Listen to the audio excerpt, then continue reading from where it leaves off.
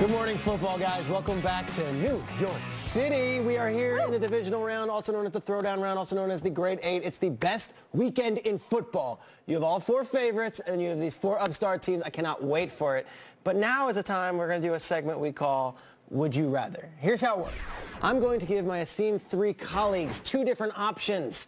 You guys are going to have to choose. Simple enough. One or the other. They're football related. Let's get right into it. Let's start off with a pair of Super Bowl champion coaches. Let's pretend that you guys are players in the NFL. Would you rather play for Bill Belichick, who in this ESPN article makes it seem like there literally is no days off. It's just relentless, but you win. Or this guy with the broom sweeping the locker room after a victory over a division rival, Mr. Sean Payton. Look at these dance moves. Look, find me that broom. Where's that broom? There's the broom. Give Coach the broom. Give me the broom. I'm going to do it. Okay, just going to put it in here. No. I'm actually going to sweep. I'm going to sweep things. Ready? All right. I've never seen that. The ultimate players coach, Sean Payton, the guy who's going to go and sweep the floors with you, or Bill Belichick, who in this article was portrayed as Brady's not treated any differently than the 21-year-old, walk-on guy. So I'm the only one out of you two that hasn't played football, but I also worked in New England for a while. So I've been around Mr. Bill Belichick. I think this depends on where I am in my career and if I have a ring yet. Okay, go on. If I have a ring and if I'm a veteran player, give me the guy who's letting the guys take pictures on the field and letting them distribute airheads on the sideline. Give me a fun football experience. Bill Belichick, no days off, no thank you. I look at this, it's a good answer. I look at this in a vacuum. It does look fun to play with Payton. Coach is cool, he's one of us, candy and pictures and all that. You know what looks really fun though? Being on a duck boat in a championship parade and holding up a Lombardi trophy. You know what's really fun? Being in the playoffs every year. Being in the Super Bowl most years. I'm a professional athlete. I'm not here to have fun. I'll do that with my friends. I want to win Belichick. What if you are Chris Long and have a ring?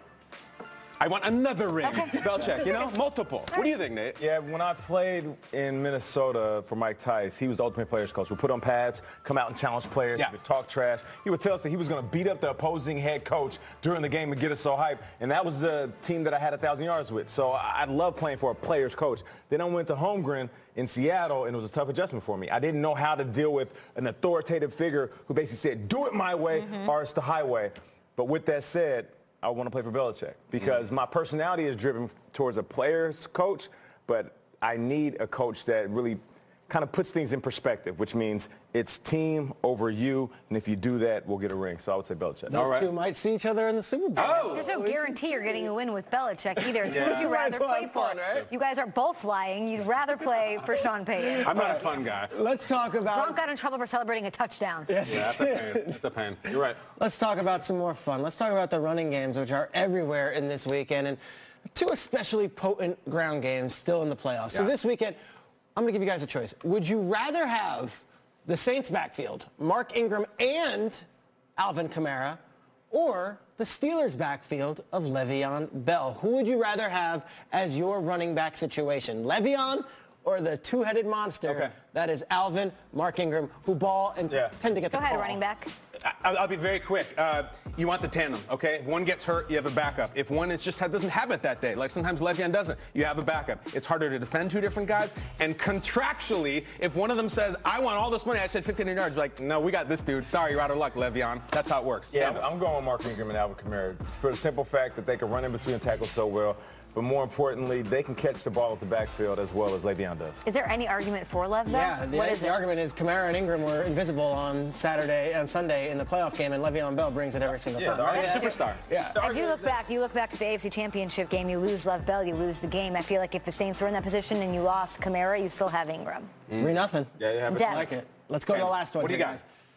This one is all about who is riding the wave of momentum, and forget the seeding. Let's go to the divisional round, throwdown round, whatever. Would you rather be, this weekend, the Falcons on the road playing in Philadelphia, or the Vikings at home with this wave of the New Orleans Saints coming to your building? So would you rather be Falcons on the road or Vikings at home? It sounds like it's a no-brainer. You want to be home, but You look at the opponents and what's coming up against them. It's a good question, but the most powerful statistic in the playoffs is home. I'm going to go with the Vikings. I know the Saints are nasty.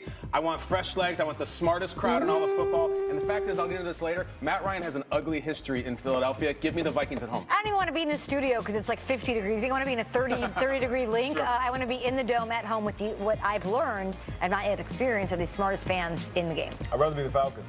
Because you're flying around, I know it's outside and the weather conditions and all those different stats that really don't matter this time of year, but you're going up against an inexperienced quarterback. So most importantly, you got a guy who just won the MVP last year up against Foles who didn't play so well. Who do you give a better shot at winning this game? Ready? Falcons or the Saints? Two road teams. Saints. Because the Saints are playing indoors. And they play so well and they're so fast when they're playing indoors. Totally disagree. Falcons. Yeah.